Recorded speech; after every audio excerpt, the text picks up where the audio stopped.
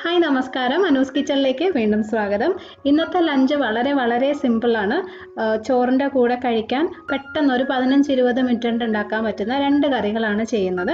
അപ്പോൾ മീനൊക്കെ കിട്ടാൻ ബുദ്ധിമുട്ടുള്ള സമയത്ത് നമുക്ക് ഈസി ആയിട്ട് ചെയ്യാൻ പറ്റുന്ന 2 റെസിപ്പിയാണ് കേട്ടോ. അപ്പോൾ ആദ്യം ഞാനൊരു സാലഡാണ് ഉണ്ടാക്കാൻ പോകുന്നത്. സാധാരണ നമ്മൾ തക്കാളിയും സവോളയൊക്കെ ഇട്ടിട്ടുള്ള സാലഡ് തന്നെയാണ്, പക്ഷേ ചെയ്യുന്ന രീതിയിൽ കുറച്ച് വ്യത്യാസമുണ്ട്. അപ്പോൾ ഞാൻ ഇവിടെ 2 വലിയ തക്കാളി എടുത്തു. അതിതുപോലെ ചെറിയ കഷ്ണങ്ങളായിട്ടൊന്ന് മുറിച്ചെടുത്തിട്ടുണ്ട്. ഇനി ഒരു പാൻ വെച്ചിട്ട് ഒരല്പം എണ്ണ ഒഴിക്കുക. വളരെ കുറച്ച് മതി, ജസ്റ്റ് ഒരു ടീസ്പൂൺ എണ്ണ. അതിനകത്തോട്ട് നമ്മൾ അരിഞ്ഞു വെച്ച തക്കാളി, 2-3 പച്ചമുളകും കൂടി ഇട്ടിട്ട് ഇത് നന്നായിട്ടൊന്ന് വഴറ്റാം.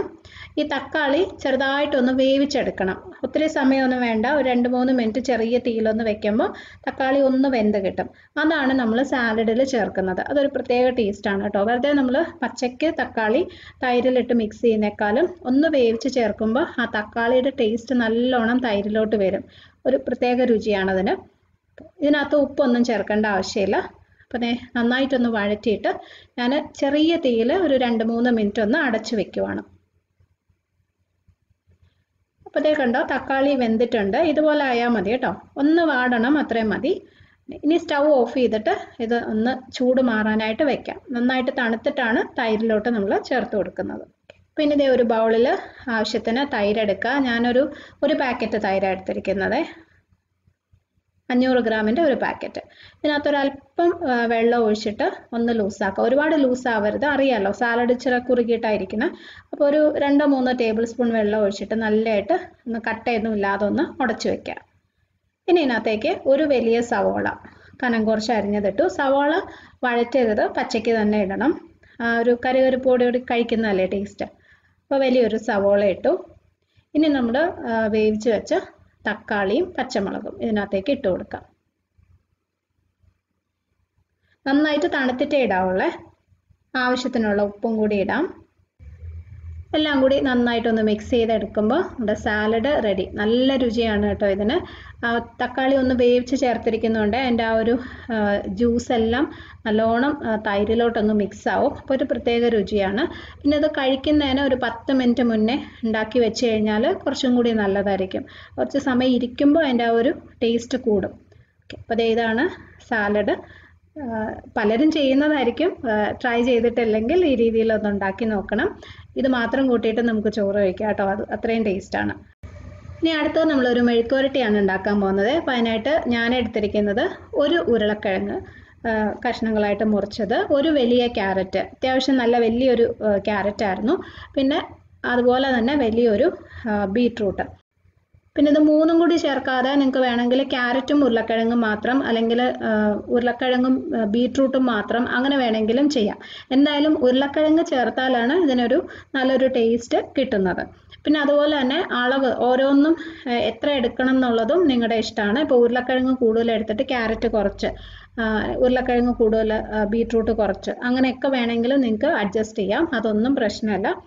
അപ്പോൾ പിന്നെ ഒരു കാര്യം, ക്യാരറ്റും ബീട്രൂട്ടും കുറച്ച് കനം കുറച്ച് തന്നെ അരിയണം. ഉരുളക്കിഴങ്ങ് കുറച്ചും കൂടി കട്ടിക്കാണ് അരിഞ്ഞെടുത്തിരിക്കുന്നത്, കാരണം അത് പെട്ടെന്ന് വേവുമല്ലോ. അപ്പോൾ അതുകൊണ്ട് അത് കുറച്ച് കനത്തിനും ക്യാരറ്റും ബീട്രൂട്ടും കനം കുറച്ചും അരിഞ്ഞെടുക്കുക. പിന്നെ നമുക്ക് ഇതിൻ്റെ കൂടെ ഒരു വലിയ സവോള കനം കുറച്ച് അരിഞ്ഞത്, 1-2 പച്ചമുളക്, ആവശ്യത്തിന് കറിവേപ്പിലയാണ്. ഇപ്പോൾ ഒരു പാൻ വെച്ചിട്ട് കുറച്ച് എണ്ണ ഒഴിക്കുക. എണ്ണ ചൂടാകുമ്പോൾ ഒരു ടീസ്പൂൺ കടുക് ഇട്ട് കൊടുക്കാം. അതിൻ്റെ കൂടെ 1-2 വറ്റൽമുളക്, പിന്നെ നമ്മൾ ബാക്കി എടുത്ത് വെച്ച എല്ലാ സാധനങ്ങളും എല്ലാം ഒരുമിച്ച് തന്നെയാണ് കേട്ടോ ചേർക്കുന്നത്. സവോള, പച്ചമുളക്, കറിവേപ്പില, ക്യാരറ്റ്, ബീട്രൂട്ട്, ഉരുളക്കിഴങ്ങ് എല്ലാം ഇട്ടു. പിന്നെ ഇതിൻ്റെ കൂടെ ഒരു 1/2 ടീസ്പൂൺ മുളക് പൊടി. ഞാൻ ഇതിനകത്ത് മഞ്ഞൾപ്പൊടി ചേർക്കാറില്ല, മുളക് പൊടി മാത്രമാണ് ചേർത്തിരിക്കുന്നത്. ആവശ്യത്തിന് ഉപ്പും കൂടി ഇട്ടിട്ട് നന്നായിട്ട് ഒരു മിനിറ്റ് നല്ലോണം എണ്ണയിലിട്ടൊന്ന് വഴറ്റി കൊടുക്കുക. എന്നിട്ട് ചെറിയ തീയിൽ അടച്ചു വെച്ച് വേവിക്കുകയാണ് ചെയ്യുന്നത്. ഇതിനകത്ത് മുളക് പൊടിയുടെ അളവ് നിങ്ങൾക്ക് കൂടുതൽ വേണമെങ്കിൽ ചേർക്കാം. ഞാൻ അധികം എരിവില്ലാതെയാണ് സാധാരണ ഇത് ഉണ്ടാക്കാറുള്ളത് കേട്ടോ. ഓക്കെ, അപ്പോൾ ഇത് വെള്ളം ഒഴിക്കാതെ ഏറ്റവും ചെറിയ തീയിൽ അടച്ചു വെച്ച് വേവിക്കുക. ഇടയ്ക്കിടയ്ക്ക് തുറന്ന് ഇളക്കി കൊടുക്കണം. പെട്ടെന്ന് വെന്ത് കിട്ടും. ഒരു 5 മിനിറ്റ് കൊണ്ട് തന്നെ ഇത് വെന്ത് കിട്ടും. അപ്പോൾ നമ്മുടെ മെഴുക്കുവരട്ടി ഇവിടെ റെഡി ആയിട്ടുണ്ട്. കണ്ടോ, ഇതുപോലെ വെന്ത് കിട്ടണം. എല്ലാം പാകത്തിന് ആയിട്ടുണ്ട്. നല്ല ടേസ്റ്റ് ആണിത്. നമ്മൾ ഉണ്ടാക്കിയ സാലഡിന്റെ കൂടെ നല്ലൊരു കോമ്പിനേഷനാണ്. അതല്ലെങ്കിൽ വേറെ ഏത് കറിയുടെ കൂടെയും, പുളിശ്ശേരി, രസം, പരിപ്പ് കറി എല്ലാത്തിൻ്റെയും കൂടെ നല്ലൊരു കോമ്പിനേഷനാണ് കേട്ടോ. അപ്പോൾ നമുക്കിനി ചോറ് വിളമ്പാം.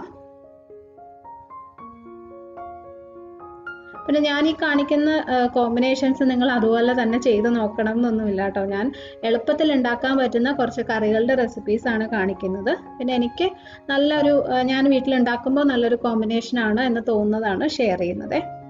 നിങ്ങൾക്ക് ഇഷ്ടമുള്ള പോലെ ട്രൈ ചെയ്ത് നോക്കാം. അപ്പോൾ വളരെ സിമ്പിളായിട്ട് വളരെ കുറച്ച് സമയം കൊണ്ട് നമുക്ക് ഉണ്ടാക്കാൻ പറ്റുന്ന ഒരു ലഞ്ചാണിത്. ഈ 2 കറി ഉണ്ടെങ്കിൽ നമുക്ക് നിറയെ ചോറുണ്ണാം, നല്ല ടേസ്റ്റി ആയിട്ട് ചോറുണ്ണാം. ഓക്കെ, അപ്പോൾ എന്തായാലും നിങ്ങൾ ട്രൈ ചെയ്ത് നോക്കണം. വീഡിയോ നിങ്ങൾക്ക് ഇഷ്ടമായെങ്കിൽ ലൈക്ക് ചെയ്യാനും ഷെയർ ചെയ്യാനും കമൻറ്റ് ചെയ്യാനും മറക്കരുത്.